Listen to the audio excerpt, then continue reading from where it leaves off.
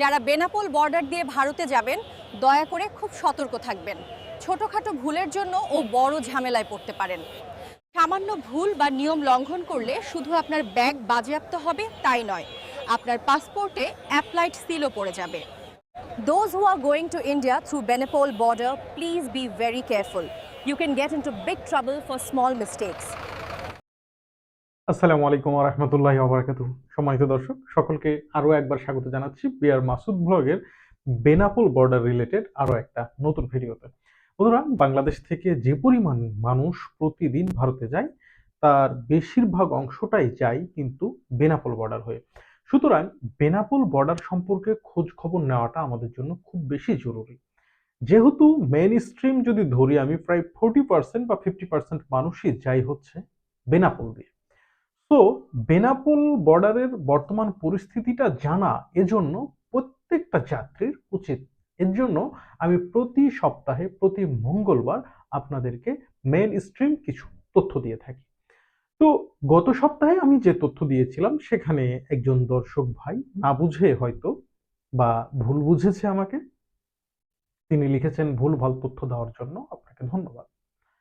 তো পরে আমিও তাকে সম্মানের সাথেই কমেন্টস করেছিলাম যে এ ধরনের ভুলভাল কমেন্টস করার জন্য আপনাকেও ধন্যবাদ। তো দেখলাম যে তিনি তার রিপ্লাই লিখেছেন যে তিনি মানে আহ, কলকাতা গিয়েছেন বা মানে বেনাপোল বর্ডার দিয়ে ইমিগ্রেশন করেছেন, তার কোনো সমস্যাই হয়নি। অথচ আমি মানুষকে ভয় দেখাচ্ছি বা আমি মিথ্যা কথা বলছি। বিষয়টা আসলে কি? তো দেখুন, আমি যে সমস্ত তথ্যগুলো দিচ্ছি সেটা তো আমার নিজের কোনো মতামত না ভাই। এবং যে সমস্ত তথ্যগুলো দিয়েছি ম্যাক্সিমাম আমি প্রমাণ সহ দিয়েছি এবং অনেক পজিটিভ রিভিউ আছে আমার প্রত্যেকটা ভিডিওতে। তো কখনো কখনো আমি সরাসরি সেখানে যাই এবং আবার কখনো আমার মেইন স্ট্রিম যে সাংবাদিক বন্ধু আছে তাদের কাছ থেকে আমি তথ্য নিই এবং আমার পরিচিত কিছু মিডিয়া আছে সেখান থেকে আমি ডাটা নিয়ে সেই ডাটাগুলো অ্যানালাইসিস করে সপ্তাহে একটা ভিডিও তৈরি করি। তো দেখুন, আমি কিন্তু যে তথ্যগুলো দিয়েছি একদম ভুল না। ইতিপূর্বে অর্থাৎ গত মাসে আমি তথ্য দিয়েছি যে 2000 থেকে 2100 বা 2200 পর্যন্ত প্রতিদিন মানুষ যাতায়াত করেছে। একদম সত্য কথা, আপনি চেক করে নিতে পারেন ফ্যাক্ট চেক দিয়ে। আমি কোনো ভুয়া নিউজ দিই না। এবং আমি গত মাসে যশোরে নিজে সশরীরে উপস্থিত হয়ে 4 জন মানুষ একই দিনে জাস্ট বোধহয় 2 থেকে 3 ঘন্টার ব্যবধানে 4 জন মানুষ যে ব্যাক এসেছে সেই মানুষগুলোর সাথে কথা পর্যন্ত বলার আমার সুযোগ হয়েছে এবং তাদের সাথে কি ধরনের আচরণ করা হয়েছে। তো এই সমস্ত তথ্যগুলো কিন্তু কোনো ভুল নয়। আর কেউ কিন্তু ভুল ধরেনি। একজন দর্শক হয়তো, আমি বলবো সে আমার সেই দর্শক ভাইকে উদ্দেশ্য করে, ভাই আপনি হয়তো ভাগ্যবান, আপনাকে তেমন কিছু তারা জিজ্ঞেস করেনি।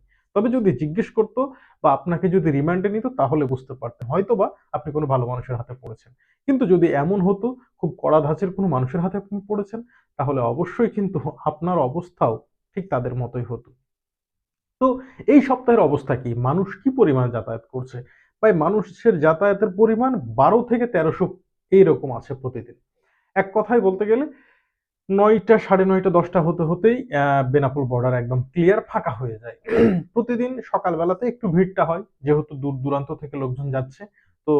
তো তারা মাঝরাতে এই লাইনে দাঁড়িয়ে যায়। কিন্তু লাইন খুব বেশি বড় হয় না যেহেতু সারাদিনে 1000-1200 লোক এপার এবং ওপার মিলে, তার মানে এভারেজে ধরা যায় অন অ্যান এভারেজ 6 থেকে 700 লোক যাচ্ছে, 5 থেকে 600 লোক আসতেছে। আবার কখনো বা দেখা যাচ্ছে 600-700 লোক আসতেছে, 500 লোক যাচ্ছে। এটাই হচ্ছে মূল মানে মূল কথা। এখন ইমিগ্রেশনে কি ধরনের কড়াকড়ি চলছে? আসলে ভাই ইমিগ্রেশনে এক এক সময় এক এক রকম কড়াকড়ি চলছে। গেল কয়েকদিন আগে আমার এক দর্শক ভাই জিজ্ঞেস করেছিল যে ভাই আমার 5 বছর মেয়াদি ট্যুরিস্ট ভিসা আছে। অর্থাৎ তিনি একজন প্রবীণ মানুষ। তিনি জিজ্ঞেস করেছিলেন যে আমার 5 বছর মেয়াদি ট্যুরিস্ট ভিসা আছে। আমি যদি ভারতে যাই সেক্ষেত্রে কোনো সমস্যা হবে কিনা? তো আমি সে ভাইটাকে বলেছিলাম যে এক্ষেত্রে আমার যেটা স্টাডি আছে যে বিরূপ প্রতিক্রিয়া, কারো ক্ষেত্রে পজিটিভ কারো ক্ষেত্রে নেগেটিভ, কেউ ভালোভাবে আসতে পেরেছে আবার কারো কারো ক্ষেত্রে সমস্যা হয়েছে। তো রিসেন্ট এই সপ্তাহে এমন একটা ঘটনা ঘটেছে যে 5 বছর মেয়াদি ট্যুরিস্ট ভিসা নিয়ে তিনি যাচ্ছিল, তাকে রীতিমতো ব্যাক পাঠিয়ে দিয়েছে। তার কপালটা ভালো, তার পাসপোর্টে কোনো প্রকার সিল মারেনি। যাই হোক, আমি এর আগেও বলেছি যে ভারত কখনোই চায় না এই মুহূর্তে যে বাংলাদেশ থেকে কেউ ট্যুরে যাক। কড়াকড়ির কথা যদি বলেন, ঠিক এই একই অবস্থায় আছে। গেল 2 দিন আগে এরকম ঘটনাও ঘটেছে যে বাংলাদেশি প্রায় 15,000 টাকা তার কাছে ছিল, একটু কড়া ধাঁচের অফিসার। এ কারণে তাকে মানে হেস্তনেস্ত অনেক করেছে, শেষ পর্যন্ত ইন্ডিয়া ঢুকতে দিয়েছে, কিন্তু বলছে এটা কেন, তুমি ডলার আনোনি কেন। পরবর্তীতে যাই হোক, তিনি কোনো রকমে বুঝিয়ে হয়তো যেতে পেরেছেন। তো আমাকে আবার তিনি জানালেন যে মাসুদ ভাই, এরকম ঘটনা, আমি 15,000 বাংলাদেশি টাকা ছিল, এর জন্য আমাকে অনেক জিজ্ঞাসাবাদ করা হয়েছে। তো আপনি একটু দয়া করে ভিডিও করে সবার উদ্দেশ্য বলে দিয়ে, যাতে এরকম কেউ সিচুয়েশনে না পড়ে।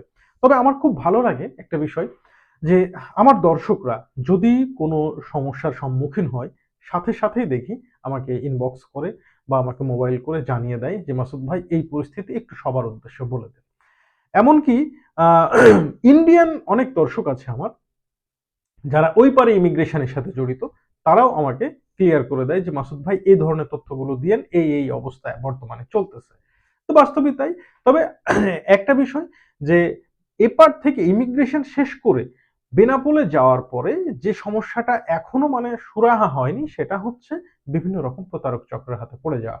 বিশেষ করে বেশ কিছু ইউটিউবার আছে যারা আপনাকে গিয়ে জোরপূর্বক সাক্ষাৎকার নেওয়ার চেষ্টা করছে। অনেক স্ট্রিম মিডিয়ার লোকজন আছে যারা আপনার কাছ থেকে মানে আপনাকে তাদের মতো করে কথা বলানোর চেষ্টা করতেছে।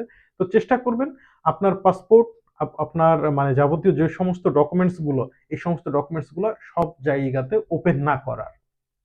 আরেকটা সমস্যা, সেটা হচ্ছে যারা ডলার এন্ডোর্সমেন্ট করে যাচ্ছেন বা ডুয়াল কারেন্সি কার্ড নিয়ে যাচ্ছেন, তাদের জন্য আমার সবচেয়ে বড় সাজেশন হচ্ছে আপনারা কমপক্ষে ইন্ডিয়া যাওয়ার 1 সপ্তাহ আগে ডলার এন্ডোর্সমেন্টের কাজটা কমপ্লিট করবেন। কারণ এটা বাংলাদেশ ব্যাংকে নিউজ পাঠাতে এবং এটা অ্যাক্টিভ হতে প্রায় 72 ঘন্টা বা তারও বেশি সময় লেগে যায়।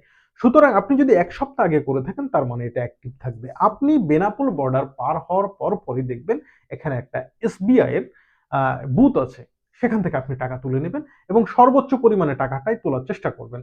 কারণ এসবিআই একবারে প্রায় 500 টাকা চার্জ কাটে। আপনি যদি 500 রুপিও ওঠান, তাও 500 টাকা কাটবে আপনার, মানে 500 রুপি চার্জ কাটবে, 1000 উঠালেও কাটবে। তো আপনি সর্বোচ্চ পরিমাণ টাকাটাই উঠাবেন, তাহলে কোনো সমস্যা হবে না। এটা হচ্ছে আপনাদের প্রতি আমার হাম্বল রিকোয়েস্ট। এটা না হলে আপনারা অল্প অল্প করে টাকা ওঠান। মানে আমি যেটা করেছি, প্রথমে ভুল করেছি। আমি যখন প্রায় আরো 2 বছর আগের কথা, ইন্ডিয়া গিয়েছি, তখন ওই বেনাপোল দিয়ে ঢোকার পরে ওখান থেকে কি করলাম, আমি 4,000 টাকা তুললাম। কিরে, দেখি আমার কাছে মেল আসলো প্রায় 4,500 রুপি কাটা হয়েছে। এরপরে আমি কলকাতাতে গেলাম, কলকাতা নিউ টাউনে এক বুথ থেকে টাকা তুললাম, বোধহয় প্রায় 2,000 টাকা, আবার দেখি 500 টাকা কেটেছে। তো পরে আমি যেটা ভাবলাম যে না, আমি একবারে 10,000 টাকা উঠাই। পরে যখন আমি 10,000 টাকা উঠালাম, দেখছি আবার ওই 500 টাকাই কেটেছে। তো যাই হোক, আর বেশি টাকা উঠাতে হয়নি। ওই টাকার মধ্যে আবার অনেক টাকা আমার মানে বেশ কিছু টাকা বেঁচে গিয়েছিল, কারণ সেবার আমি মাত্র 2 দিন কি 3 দিন আমি ছিলাম কলকাতা গিয়ে। তারপর আমি মানে ব্যাক আসি। তো যারা ডলার এন্ডোর্স করে মানে স্মার্ট কার্ড নিয়ে যাচ্ছেন, তারা এই পদ্ধতিটা ফলো করবেন। আর যারা এসবিআই এর ট্রাভেল কার্ড কিনছেন, একটা কথা মনে রাখবেন, এই ট্রাভেল কার্ড পরবর্তীতে মেয়াদ থাকবে কিনা এ বিষয়ে যথেষ্ট সন্দেহ আছে। আপনি যদি মনে করেন যে এর পরে আবারও আমি যাব, তাহলে ব্যালেন্স রাখেন। আর না হলে চেষ্টা করুন ব্যালেন্সটা সম্পূর্ণ একবারে উঠিয়ে ফেলার। তা না হলে এই ব্যালেন্সটা আবার আপনি ইন ফিউচারে আপনি পাবেন কিনা সন্দেহ আছে। তো দর্শক, এই সপ্তাহের আপডেটের মূল বিষয়বস্তু হচ্ছে এটাই, যে যাত্রী যাওয়ার পরিমাণ আগের থেকে আরো কিছু কমেছে। আর সবচেয়ে বড় কথা হচ্ছে যে ইমিগ্রেশনে যে হয়রানি, সেটা একদমই কমেনি, বরং কিছু কিছু ক্ষেত্রে বেড়েছে। রিটার্নের পরিমাণ হ্যাঁ আছে স্বাভাবিক, প্রতিদিনই কিছু না কিছু রিটার্ন হচ্ছে।